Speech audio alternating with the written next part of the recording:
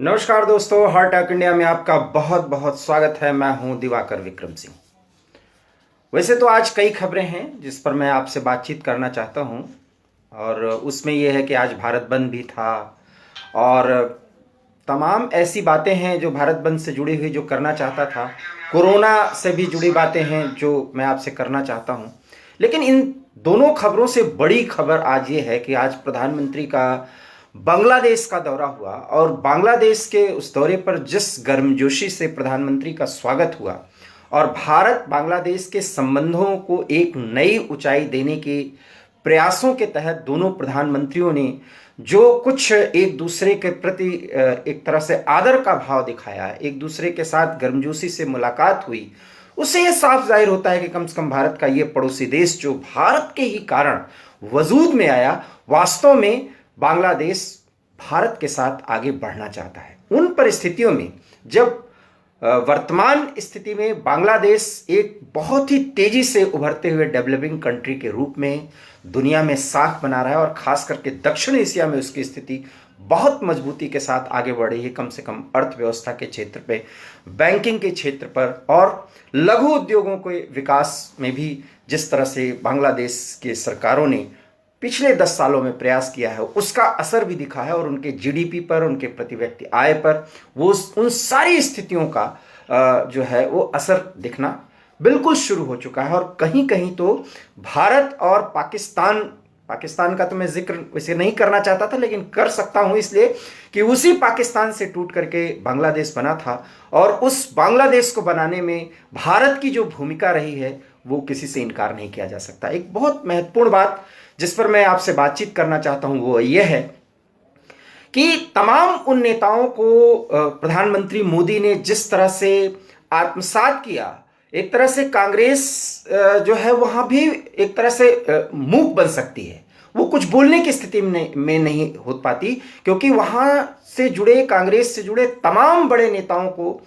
Bharatiya Janata party के नेता के तौर पर, एक देश के प्रधानमंत्री के तौर पर जिस तरह से प्रधानमंत्री उनका जिक्र करते हैं, उनके उल्लेखनीय योगदान का जिक्र करते हैं राष्ट्रवाद के संदर्भ में, वो कांग्रेस के लिए न तो निगलते बनता है और न तो उगलते बनता है। कुछ बात ऐसी ही हुई कि प्रधानमंत्री जब बांग्लादेश में आज गए तो उनका स्वागत हुआ। उसके बाद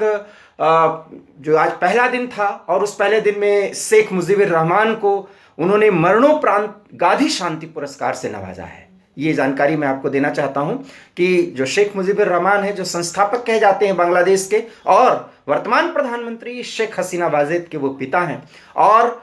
शेख मुजीबुर रहमान की तरफ से आज शेख हसीना वाजेद ने गांधी शांति पुरस्कार लिया, और वो बहुत ही भावुक कर देने वाला क्षण था। और उस समय पर प्रधानमंत्री ने जो वक्तव्य में कहा है वो निश्चित रूप से पूरे देश के लिए गर्व की बात है। दो बातें उन्होंने कही, एक कि एक तरह से मेरा भी एक राजनीतिक मूवमेंट था और मैंने भी बांग्लादेश की आजादी के लिए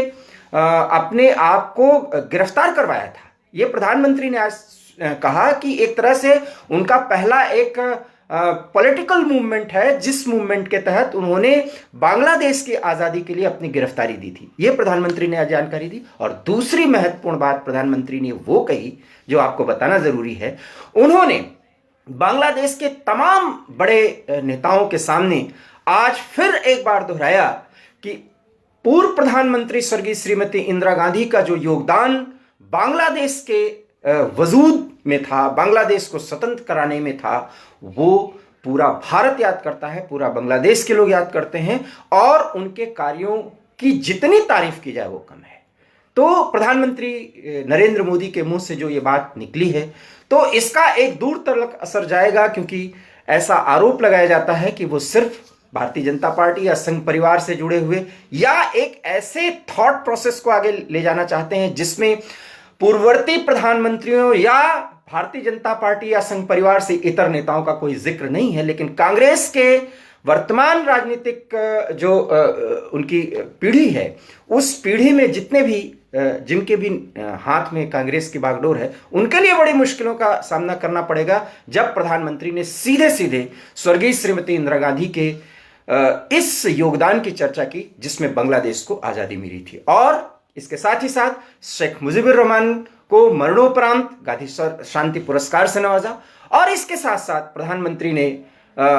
स्पष्ट तौर पर कहा कि बांग्लादेश की आज़ादी का जो मूवमेंट है, उस मूवमेंट पे जो मैंने भाग लिया था, मैं ये कह सकता हूं कि मेरी जिंदगी का वो पहला मूवमेंट था, एक तरह से पॉलिटिकल मूवमेंट था। और उसमें गिरफ्तारी का जिस तरह से उन्होंने दिया था उसका भी जिक्र किया। प्रधानमंत्री ने कहा कि भारत और बांग्लादेश दोनों लोकतांत्रिक देश हैं और इन दोनों देशों में लोकतंत्र फल फूल रहा है। वो दशकों का इतिहास है। बांग्लादेश में जिस तरह से लोकतांत्रिक परंपराएं और संस्थाएं मजबूत हुई हैं और लोकतंत्र में जिस तरह से मल्टी पार्टी सिस्टम के तहत बांग्लादेश में विकास की एक गति बढ़ी है, उसमें भारत और बांग्लादेश आगे बढ़ सकते हैं। और उन परिस्थितियों में जब कोरोना से लड़ाई लड़ी जा रही है तो भारत और बांग्लादेश ने इस लड़ाई को मिलकर के लड़ा है। इस बात का भी जिक्र प्रधानमंत्री ने किया और दोहराया कि जो कोरोना वैक्सीन की एक सद्भावना के तहत एक जो कूटनीति चल रही, जिसे कोवैक्स डिप्लोमेसी आप कह सकते हैं, कोरोना वैक्सीन डिप्लोमेसी कह सकते हैं, उस डिप्लोमेसी का जो पॉजिटिव पॉइंट है उसके तहत भारत और बांग्लादेश कोरोना वैक्सीन के विकास में और एक दूसरे को आदान प्रदान करने में कहीं भी कोई कोर कसर नहीं छोड़ेंगे, क्योंकि भारत बांग्लादेश को अपना बहुत ही अहम पड़ोसी देश मानता है और बांग्लादेश का जो विकास है वो भारत को प्रभावित करता है, भारत के लिए खुशी की बात है। और साथ ही साथ हर एक क्षेत्र में भारत और बांग्लादेश आगे बढ़ेंगे। मित्रों, बांग्लादेश की आज़ादी के 50 साल पूरे होने पर जो गोल्डन जुबली सेलिब्रेशन है और शेख मुजीबुर रहमान के याद में ढेर सारे कार्यक्रम और बांग्लादेश की आज़ादी के 50 वर्ष पूरे होने में जो ढेर सारे कार्यक्रम वहां पर आयोजित किए गए, ऐसे मौके पर प्रधानमंत्री का बुलाया जाना, उसका एक रेलिवेंस है। और प्रधानमंत्री वहां पहुंच करके बहुत कुछ संदेश दे रहे हैं जिसे हमें आपको समझने की ज़रूरत है। और वो ये है कि वर्तमान समय में जो चुनाव का माहौल है, खास करके बंगाल में जो नाक की लड़ाई है, उस लड़ाई में बांग्लादेश पहुंच करके वहां पर बंगाली समुदाय से, वहाँ कई समुदायों से वो मिले हैं जिसमें हिंदू समुदाय के लोग हैं। और जानकारी के लिए मैं आपको बता दूं कि मतवा समुदाय और मतवा समुदाय से जुड़े कुछ मंदिरों का भी प्रधानमंत्री वहां पर दर्शन करेंगे। तो कुल मिलाकर के बांग्लादेश जाकर के बंगाली सेंटिमेंट्स को एक साथ मिलाने की और उसके साथ कनेक्ट करने की प्रधानमंत्री की एक बड़ी कोशिश है दूसरे देश में जाकर के, और उससे एक तीर से दो निशाने एक साथ बांग्लादेश को भी साधने की। और जो भी बांग्लादेश के वर्तमान प्रधानमंत्री हैं, वैसे तो प्रो इंडियन उनका रुख रहा है, उसमें और एक धार देने की। और बांग्लादेश में जो तथाकथित इस्लामिक फंडामेंटलिस्ट जो प्रभावी हो रहे थे, उन पर लगाम कस करके भारत और बांग्लादेश के संबंधों को जो मजबूती इधर 2-3 सालों में दी गई है, उसको और मजबूत करने के लिए प्रधानमंत्री की इस यात्रा का एक विशेष महत्व है। साथ ही साथ बंगाल के चुनाव के पहले बांग्लादेश पहुंच करके प्रधानमंत्री ने बंगाल के लोगों को भी बहुत कुछ पॉजिटिव संकेत देने की कोशिश की है कि अगर भाजपा की सरकार बंगाल में बनती है तो बंगाली समुदाय को पूरे विश्व में एक नई ख्याति दी जा सकती है। उसकी संभावनाओं पर भी प्रधानमंत्री ने बांग्लादेश में जाकर के इनडायरेक्ट तरीके से उस पर जोर देने का प्रयास किया। और जैसा कि मैंने कहा कि मातवा समुदाय जो वहां पर वोटिंग फैक्टर में बहुत प्रभावी भूमिका निभा सकता है, उसको भी प्रधानमंत्री कनेक्ट करने की कोशिश करेंगे। ये आज पहले दिन की यात्रा रही और इस यात्रा में प्रधानमंत्री ने सीधे सीधे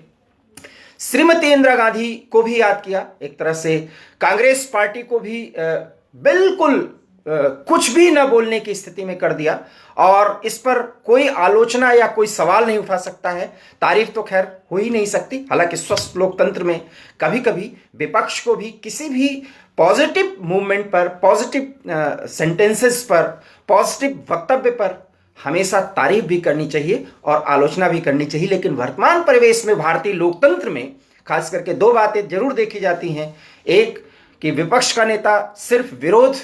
और नुक्ताचीनी करे और पत्रकार सिर्फ विरोध की बात लिखे, तभी वो पत्रकार हो सकता है। ये भारतीय लोकतंत्र की एक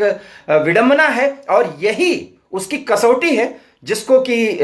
पत्रकार भी, जो नए नए भी पत्रकार बनते हैं, वो ये मानते हैं कि जब तक आप कहीं नुक्ताचीनी न करें आप पत्रकार है ही नहीं। इसलिए तारीफ के साथ साथ बुराई,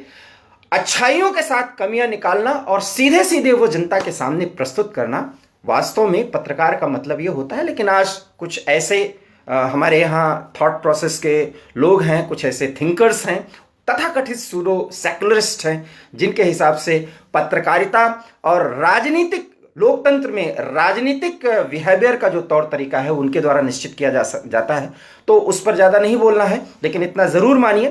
कि दूसरे देश में जाकर के, भारत में चाहे जो भी हो, एक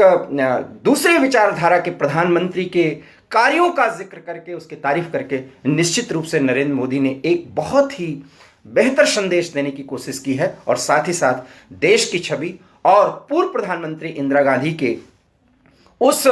बहादुरीपूर्ण कार्य की प्रशंसा निश्चित रूप से सराहनीय कहा जाएगा। तो बांग्लादेश के पहले दिन की यात्रा का यह महत्व है। और साथ ही साथ बंगाल के चुनाव में भी प्रधानमंत्री इस यात्रा के माध्यम से क्या साथ पाएंगे, ये भी हमने आपको बताने की कोशिश की है। और साथ ही साथ ये भी कि भारत और बांग्लादेश के संदर्भ जिस तरह से आगे बढ़ेंगे इस यात्रा के बाद, निश्चित रूप से पाकिस्तान में थोड़ी बेचैनी फैलेगी और थोड़ा उनका आक्रोश बढ़ेगा, क्योंकि उसी पाकिस्तान के एक अंग को काट करके बांग्लादेश का निर्माण किया गया था। हालांकि पाकिस्तान भी घुटनों के बल है, और खास करके जो कोरोना वैक्सीन डिप्लोमेसी चल रही है उसके तहत पाकिस्तान किस कदर उसकी हालत खस्ता है कि वो भारत से संबंध सुधारने की कोशिश कर रहा है। इस पर तमाम कुछ ऐसे जो पाक परस्त थॉट प्रोसेस के लोग हैं, वो अब भारत और पाकिस्तान के संबंधों को बहुत सामान्य बनाने की तमाम बातें कर रहे हैं। लेकिन यकीन मानिए अभी वो स्थिति नहीं है, क्योंकि गाहे बगाहे हर वो, चाहे प्रधानमंत्री इमरान खान नियाजी हों, और चाहे वहाँ के सेना प्रमुख हों, चाहे वहाँ के राष्ट्रपति हों, ये भारत के साथ संबंधों को सामान्य करने की बात कहते हैं, लेकिन उसके साथ दो क्लॉज जोड़ते हैं, उसको भी समझिए। और उस क्लॉज में बात यह रहती है कि भारत उसकी पहल करे, अर्थात डायलॉग की पहल भारत करे। भारत ने क्या गलती कर दी जो पहल करे? आपको आतंकवाद रोकना है और उसके बाद तो पड़ोस बदल ही नहीं सकता, भारत तो ये मानता है। संबंधों को सामान्य रखना तो भारत जो है वो जरूरत भी है और होना भी चाहिए। लेकिन जिस देश की बुनियाद ही भारत के विरोध में हुआ हो, और जहां इस्लामिक फंडामेंटलिस्ट फोर्सेस भारत के बहुसंख्यक आबादी हिंदुओं को बहुत ही दूसरे नजर से देखते हों, उनको बहुत ही कमजोर तबका अब तक मानने को मजबूर होते रहे हों, लेकिन पिछले 5-6 सालों में जिस तरह से वो इस एहसास से कि कहीं हिंदू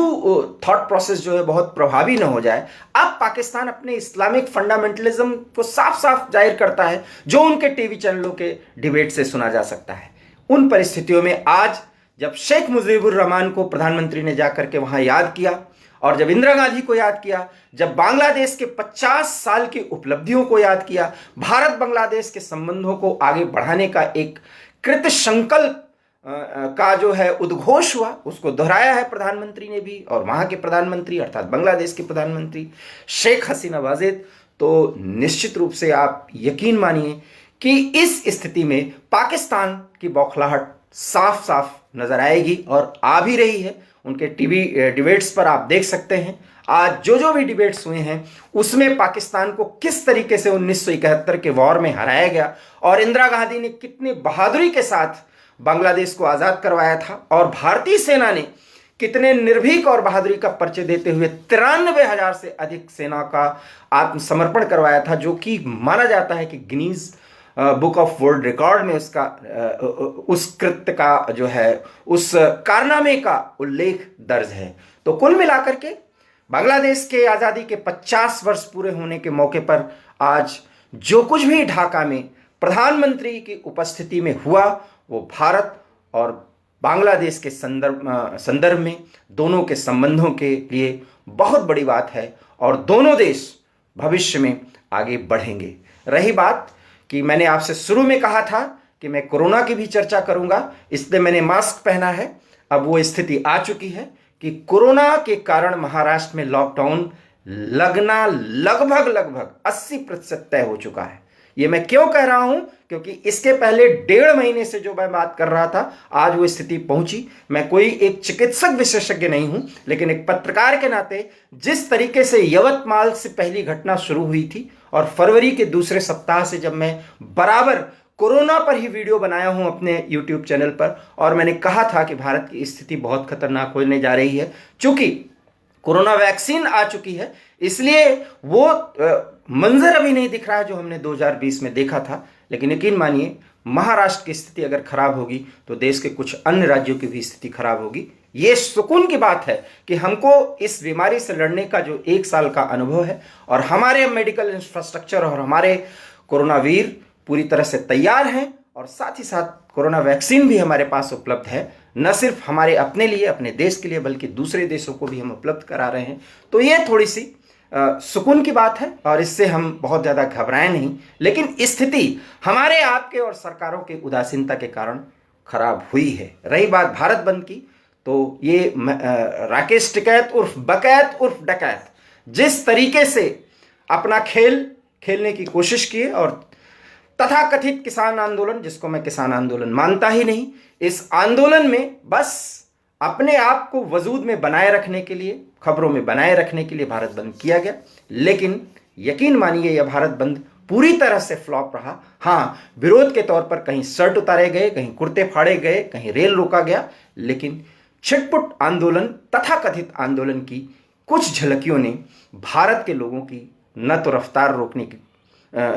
हसरत उनकी पूरी हो पाई, और न ही उस माध्यम से जो किसानों की समस्या को लाना चाहते थे उससे आम लोगों का जुड़ाव रहा। क्योंकि जिस आंदोलन की नींव ही स्वार्थ पर और अपने स्वार्थों को सिद्ध करने के लिए देश की सम्मान से ही खेलने की बात साफ जाहिर हो रही हो, उस आंदोलन से आम जनता ज़्यादा दिन तक जुड़ी नहीं रह सकती। इस लाइव में इतना है। अगर आपको ये लाइव पसंद आया तो प्लीज़ हमारे इस वीडियो को शेयर करिए, हमारे इस पूरी वार्ता को लाइक करिए, और please please heart talk India पर आप फेसबुक पेज पर हमें फॉलो करें, और हमारी YouTube channel heart talk India पर प्लीज़ प्लीज़ जाएं, वहाँ वीडियो देखें, प्लीज़ उसको शेयर करें और हमारे चैनल को सब्सक्राइब करना बिल्कुल ना भूलें। बहुत बहुत धन्यवाद। नमस्कार।